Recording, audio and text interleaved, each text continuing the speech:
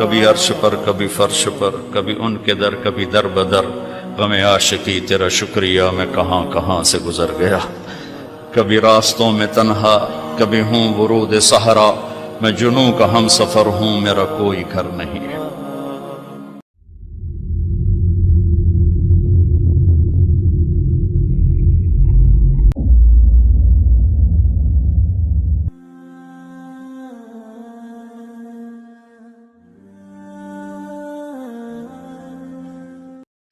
آزادی اس کا نام نہیں ہے کہ ایئر ہوسٹس بن کے 300 مسافروں کی 8 گھنٹے خدمت کرے، ہر ہوسناک نظر اس کا طواف کرے، کوئی اس کو کسی نظر سے دیکھے، کوئی کسی نظر سے دیکھے، کبھی کسی سے ٹکرائے کبھی کسی سے ٹکرائے۔ یہ آزادی ہے، یہ آزادی ہے۔ ہمارا آسٹریلیا سے سفر ہو رہا تھا، سنگاپور 8 گھنٹے کی مسلسل فلائٹ تھی، بڑا جمبو جہاز، اور وہ لڑکیاں ادھر بھاگ رہی ادھر بھاگ رہی۔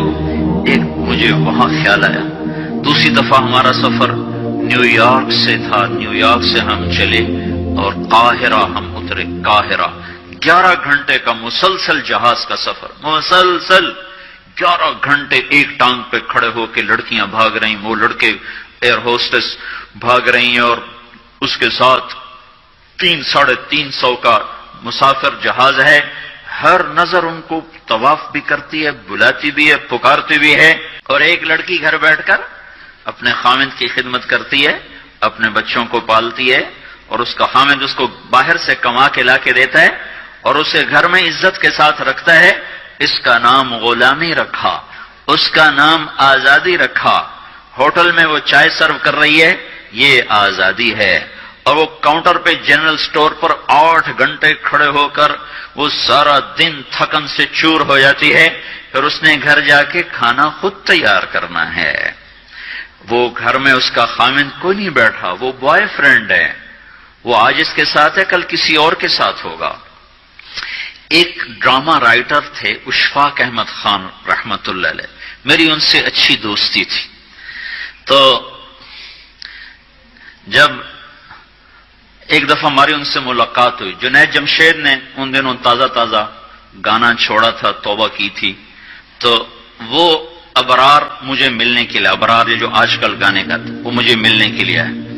تو ہم ایک گھر میں تھے، تو وہ اشفاق صاحب کہنے لگے کہ میں اس تبلیغ کے کام سے متاثر ہوا انگلینڈ میں، کہ ہم ایک پارک میں بیٹھے تھے، ایک جماعت آئی تبلیغ والوں کی، انہوں نے آ کے مغرب کی اذان دی، نماز شروع کر دی۔ 15-16 لڑکیاں وہاں کھڑی تھی۔ ایک نماز ختم ہوئی تو لڑکیاں آگے بڑھیں، تو میں نے اپنی بیوی سے کہا چلو ہم بھی چل کے سنیں یہ کیا کہتے ہیں۔ تو جب وہ پہنچے ہم وہاں، تو وہ لڑکی نماز پڑھانے والے سے کہہ رہی تھی آپ انگلش جانتے ہیں؟ اس نے کہا جانتا ہوں۔ کہا آپ نے کیا کیا ہے؟ کہا ہم نے عبادت کی ہے۔ اس لڑکی نے کہا آج تو اتوار نہیں۔ انہوں نے کہا ہم دن میں 5 دفعہ پڑھتے ہیں، 5 دفعہ۔ مجھے نہیں پتا ان بچیوں میں کتنی ہیں جو 5 دفعہ نماز پڑھتی ہیں، شاید کم ہی ہوں گی۔ اللہ کرے تم سب کو یہ دولت نصیب ہو جائے۔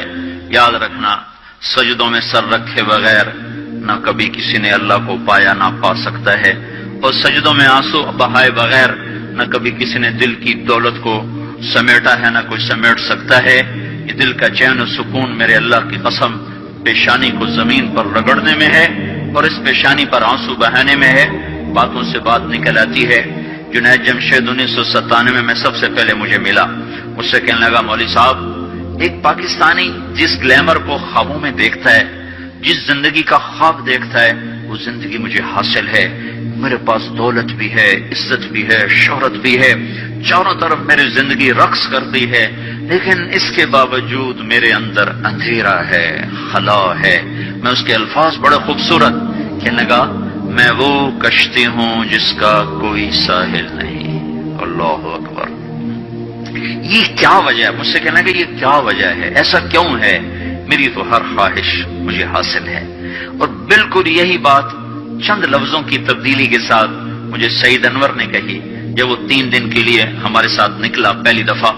مجھ سے کہنے لگا میں یہ سوچا کرتا تھا عزت دولت اور شہرت یہ میری زندگی کا مقصد ہے. صرف 22 سال میں مجھے سب کچھ مل گیا، عزت بھی، دولت بھی، شہرت بھی، لیکن دل اسی طرح پریشان. 100 بار چمن مہکا 100 بار بہار آئی، دنیا کی وہی رونق دل کی وہی تنہائی.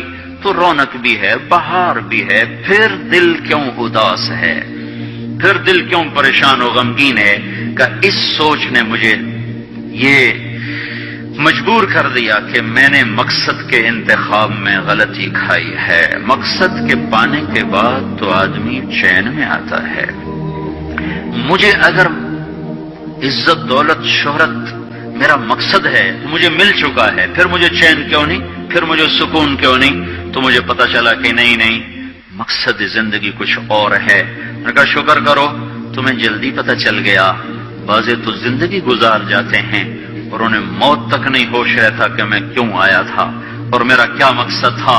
جو لوٹ آئیں کچھ کہنا نہیں، بس دیکھنا انہیں غور سے، جنہیں منزلوں پہ خبر ہوئی کہ یہ راستہ کوئی اور تھا.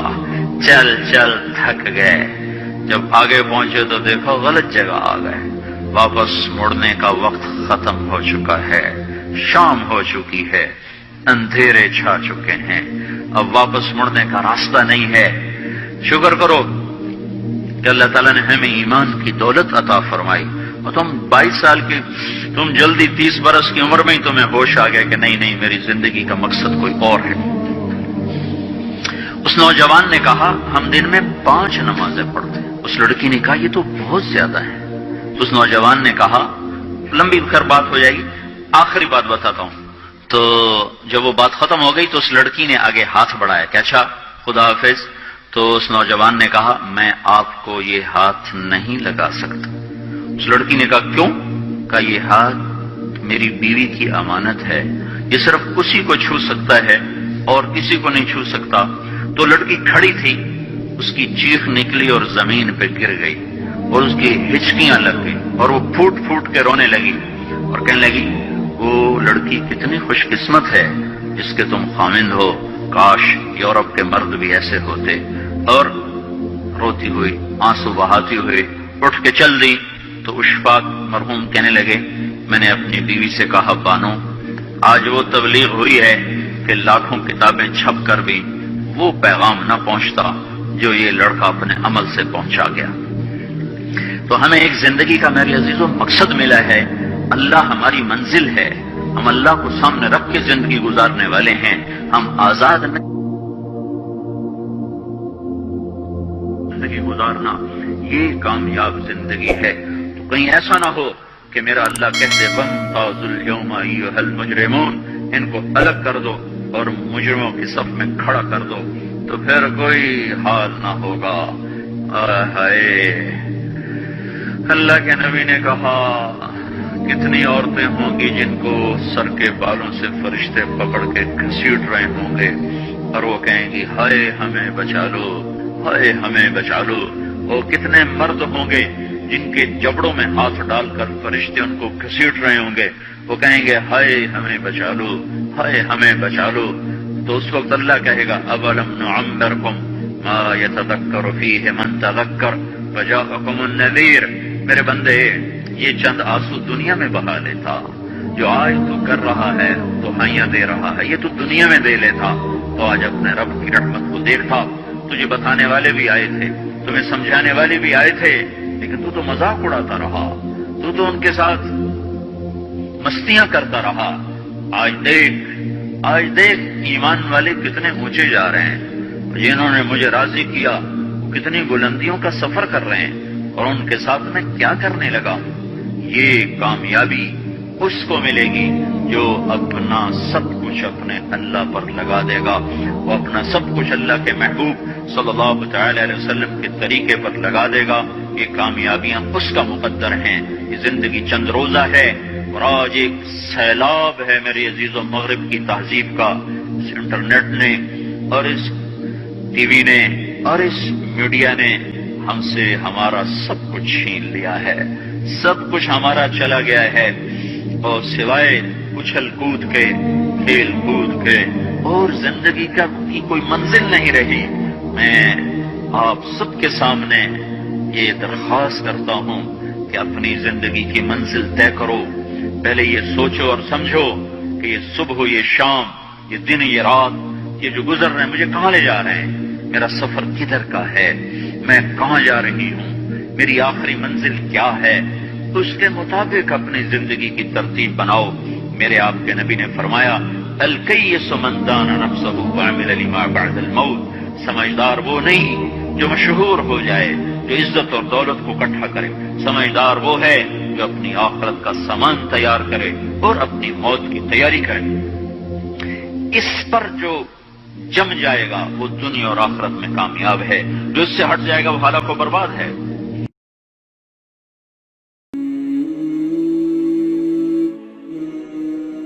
حضور نے دعا دی ہے کہ اللہ اس شخص کے چہرے کو تر و تازہ رکھے جس نے میری حدیث کو، میرے فرمان کو سنا اور ایسے ہی آگے پہنچا دیا۔